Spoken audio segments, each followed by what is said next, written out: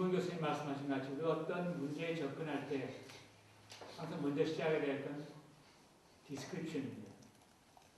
문제가 뭔지 알고 상황이 어떤지 알아야지 그 다음에 어떻게 할 것인가 하는 디스크립션이 가능하게 됩니다.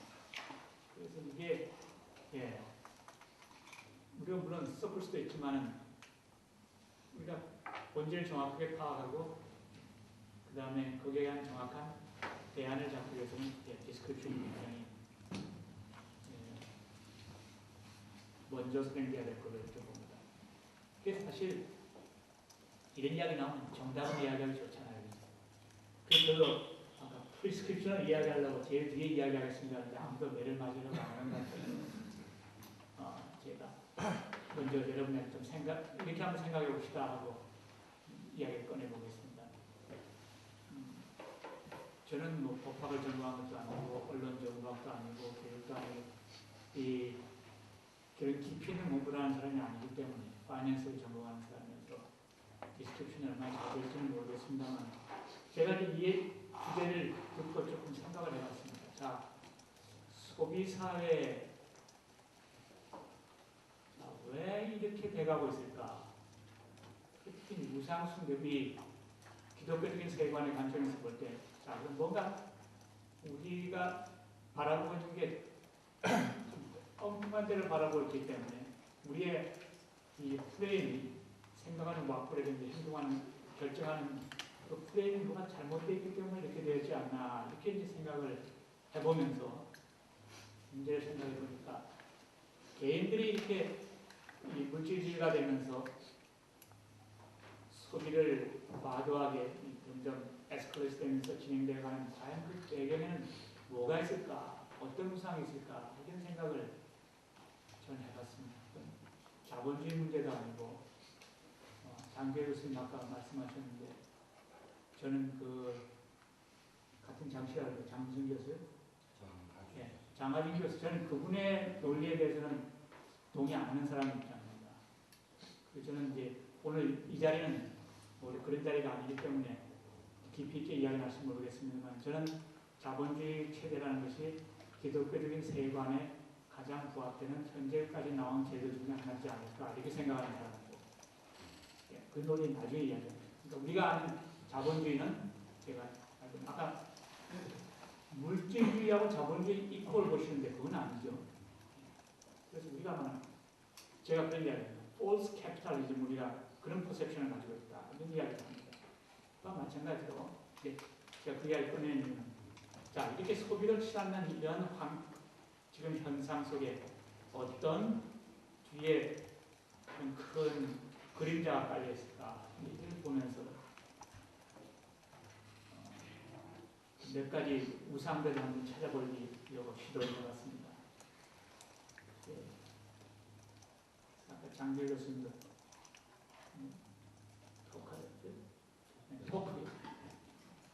토크빌 이야기는 토크빌이 저 미국에 갔을 때 쓴 데모크라시 인 아메리카에서 결론은 뭔가 하면 미국 시스템이 내가 지금까지 본 것 중에서 제일 멋있더라 하는 거였어요. 그러니까 거기에서 꽂있는 건 하나의 현상에 불과하고 그런데 그런 미국도 그러니까 이 사람은 19세기 초에 미국이 참 이상적이다. 우리 프랑스는 저렇게 지금 엉망이 돼가고 있는데 미국은 민주주의가 제대로 정착되어 있고 사람들의 개인의 책임의식이 분명하고 그런 가운데 열심히 일하는 사회다. 이런 굉장히 강한 인상을 받았답니다. 그런 미국이 지금 여러분들 아시다시피 우리나라, 어느 나라나 마찬가지입니다만 미국이 우리 GNP를 개선하지 않습니까? 그러면 자 얼마큼 우리가 더 가치를 더 만들어내느냐 하는데 GNP 개선하는 방법 우리 경제학 하신 분 알죠? 뭐예요? 소비를 많이 하면 많이 할수록 GNP는 늘어납니까? 늘어나는 기회예요. GNP 그러면 인컴이라 생각되는데 어떻게 소비가 늘어나면 GNP가 늘어납니까? 소비, 디맨드가 생기니까 기업이 디맨드에 의해서 공급을 하니까 어떻게 돼요? 생산이 일어나고 올라갑니다. 근데 그러니까 GNP가 사실은 우리의 그 행복지수하고는 거리가 멀다고 볼 수 있죠. 그래서 소비 많이 해라, 많이 해라, 디맨드 많이 올려라. 그래서 GNP 늘어나면 경제가 커진다. 우리가 이런 이제 머리 돌림을 그런 환영 속에 우리가 있는 겁니다. 또 미국에서 지금 GNP의 3분의 2가 그러니까 소비자들의 이런 소비에 의해서 창출되는 미국 경제의 생산 규모입니다. 뭔가 우리 언론 볼 때 그러죠. 저 경제학을 잘 모르는 사람도 그건 정상이 아닌데 이런 생각이 들지 않습니까? 그런 식으로 됩니다. 그래서 이렇게 돌아가는 뒤에 어떤 우상이 있을까 해서 제가 생각해 보는 건 우리의 잘못된 자유의식, 그러니까 false freedom. 우리가 내가 자유로워지겠고 더 내 마음대로 하겠다는 그런 그릇된 자유의지가 우리 하나의 우상으로 뒤에 또 아래에 두고 있지 않나. 이거 consumer freedom이라고 합니다. 그리고 그걸 tyranny of consumer freedom이라고 합니다. consumer freedom이라는 이런 큰 폭군이 뒤에 앉아 있다. 그러니까 우리는 내가 결정해서 내가 소비하는 것 같지만 그게 아니라 뒤에 앉아 있는 consumer freedom이라는 이런 큰 폭군이 이 큰 사회에서 그림자같이 뒤에 들어오면서 그 우상이 우리를 향해서 충동질을 하고 자 너는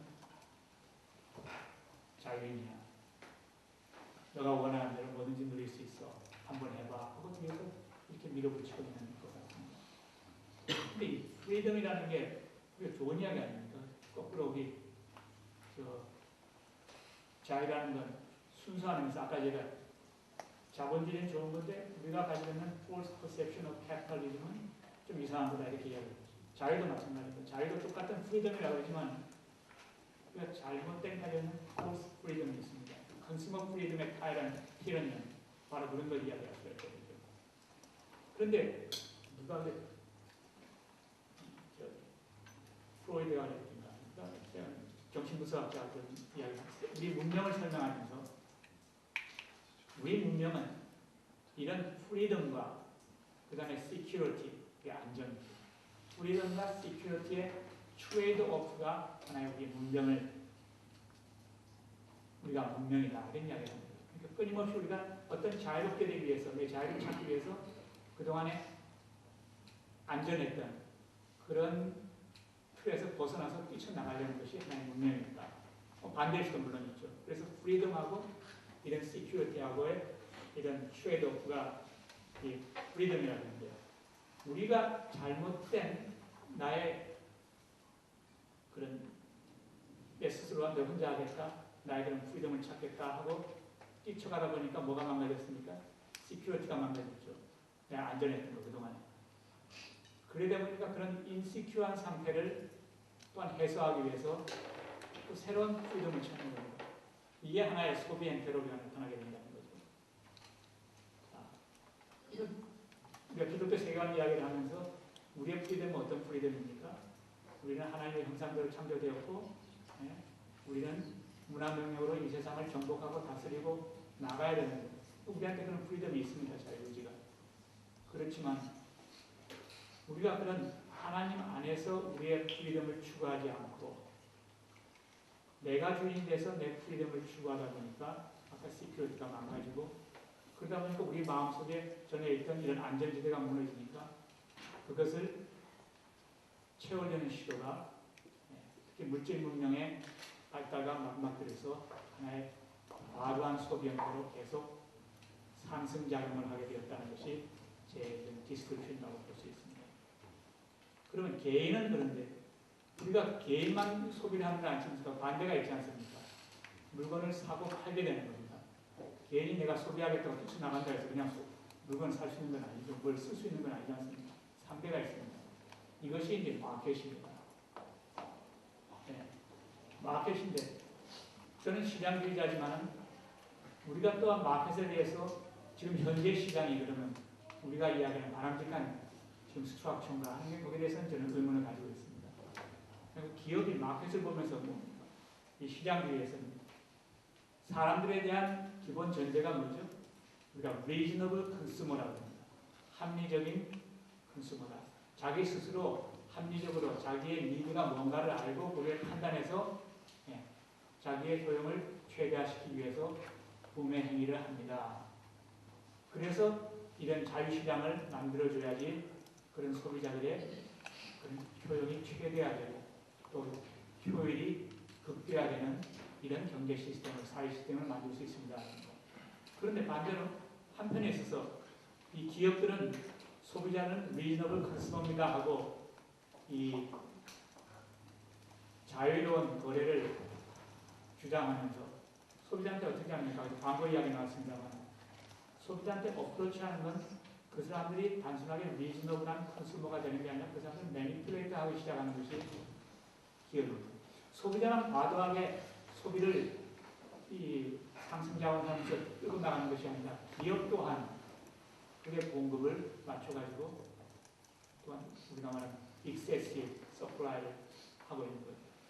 그것도 광고가 좋습니다. 광고는 정보를 정확하게 전달하는 거지만 그게 더 나아가서 그 사람들을 매니플레이트하고 그 사람 말은 수요를 창조한, 소비를 창조한다는 거 그게 말이 되는 이야기입니까? 소비가 창조되는 건 아니죠. 애드버타이즈먼트라 그러면 자 정보를 알려주고 또 니드가 있는데 니드가 모르는 경우도 있지 않습니까? 그런 경우는 또 아까 포세이티브 애드버타이징 가능하죠. 그것만 하는 게 아니라 브랜딩이라고 그러지 않습니까? 브랜딩 전략이라고 해서 상품은 상품의 니드와 상품을 연결시켜줘야 되는데 이 사람들 마케팅하는 사람들은 우리는 밸류를 창조합니다. 가치를 창조합니다. 니드를 충족시켜줍니다가 아니라 가치를 창조합니다. 그래서 이 상품의 상품 서비스에 어떤 밸류를 사회적인 가치라든지 아니면 다른 뭐 스테이터스, 다른 시큐리티 이런 걸 링크시키는 하나의 브랜딩 전략을 구사하게 됩니다. 그래서 기업도 마켓에서 일어나는 모든 일들이 이런 excessive supply가 일어나게 돼서 소비와 공급 모두가 그냥 같이 신나게 춤을 추면서 이 댄스의 템포가 점점 빨라지고